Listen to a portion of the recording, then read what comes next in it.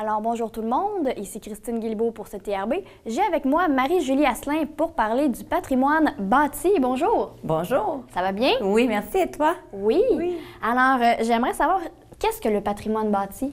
Ça dépend, le patrimoine bâti, ça dépend des régions. Pour nous, quand on parle de notre inventaire du patrimoine bâti, on a situé tout ce qui a été construit avant 1945.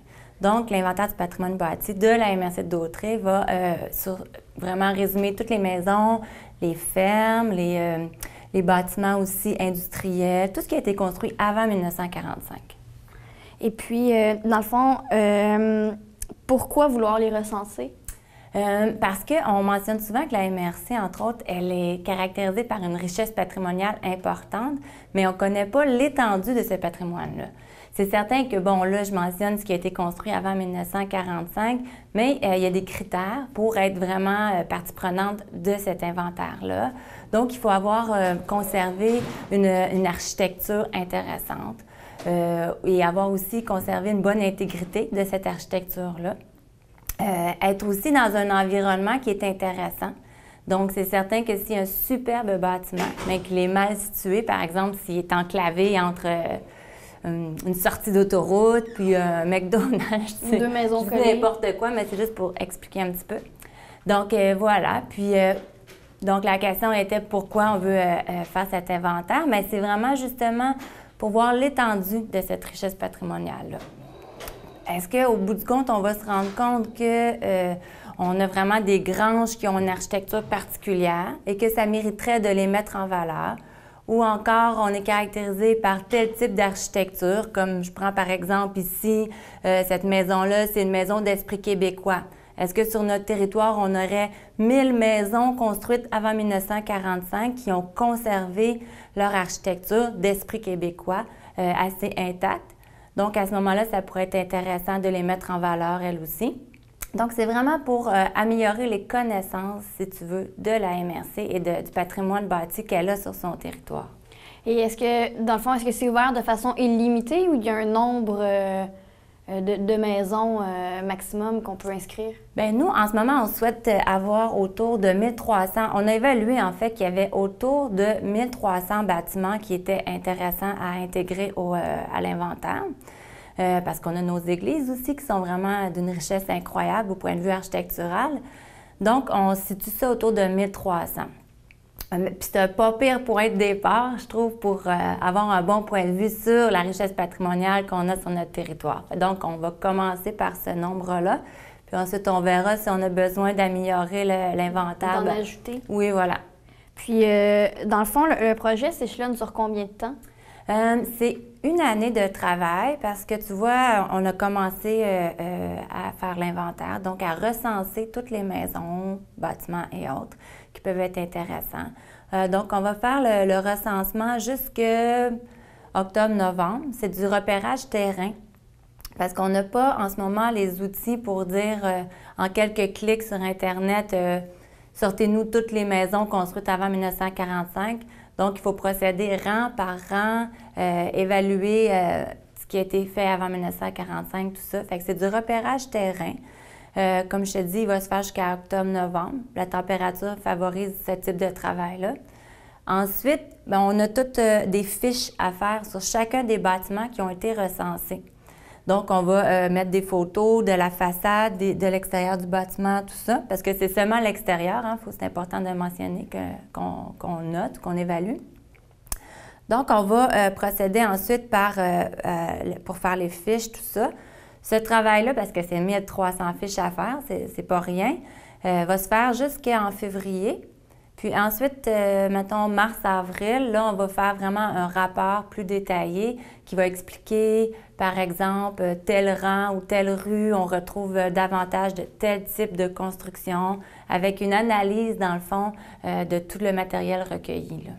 Puis vous avez dit, dans le fond, donc les photos se prennent jusqu'au octobre-novembre. Est-ce Oui. que vous avez plusieurs photographes qui travaillent conjointement ou c'est un seul qui fait tous les rangs? On travaille avec la firme Bergeron-Gagnon. OK. Puis c'est lui accompagné d'une autre personne qui se promène. Ils ont déjà commencé à Berthierville, justement, à travailler. Donc, ils sont deux, ils sont ensemble, ils prennent des notes, puis ils photographient l'extérieur des bâtiments. Donc, c'est à deux qui vont faire ce travail-là. C'est vraiment un travail de longue haleine, dans le fond, pour eux. Là. Oui. Puis, dans le fond, donc c'est ça, ça concerne toutes les maisons de la MRC au complet, pas seulement, dans le fond, de Berthier ou... Non, c'est ça, c'est vraiment... il y a 15 municipalités dans la MRC, puis c'est les 15 municipalités qui sont touchées par cette démarche-là.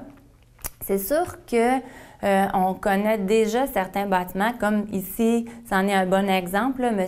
Jacques Rainville de la Corporation du patrimoine de Berthier a déjà fait un très bon travail.